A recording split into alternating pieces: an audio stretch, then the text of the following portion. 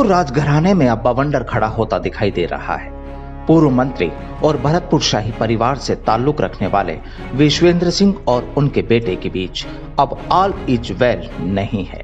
पिता पुत्र के बीच अनबन होने की खबरें सबसे पहले द फैक्ट इंडिया ने ही ब्रेक की थी, जिसके बाद सियासी गलियारों से लेकर सोशल मीडिया पर कई तरह की चर्चाओं ने जोर पकड़ लिया था।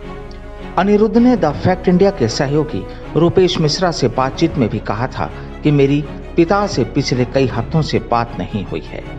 मैं पायलट के साथ मरते दम तक हूँ और मेरे साथ मेरी माँ का आशीर्वाद है। द फैक्ट इंडिया के इस खुलासे के बाद विश्वेंद्र सिंह के पुत्र अनिरुद्ध सिंह ने जोर पकड़ती सारी चर्चाओं पर विराम लगाते हुए खुद ट्वीट कर खुलासा कर दिया है। अनिरुद्ध ने कहा कि वो 6 सप्ताह से अपने पिता के संपर्क में नहीं है। अनिरुद्ध ने अपने पिता पर कई गंभीर आरोप भी लगाए हैं। अनिरुद्ध ने कहा कि वो उनकी मां पर हिंसक हो गए थे, शराब के आदी हो गए और उन्होंने मेरे दोस्तों के बिजनेस को भी बर्बाद कर दिया जो मुझे सहयोग करते थे। यह केवल सियासी विचारधाराओं का अंतर नहीं है। वहीं चर्चाएं ये भी हैं कि विश्वेंद्र सिंह ने चुनावी वक्त में टिकट दिलाने के नाम पर कई लोगों से मोटी रकम भी वसूली हुई है और इस बात के संकेत अनिरुद्ध के ट्वीट में भी मिलते हैं, जिसमें उन्होंने साफ तौर पर लिखा है कि पिता ने उनके दोस्तों के बिजनेस को भी बर्बाद कर दिया है।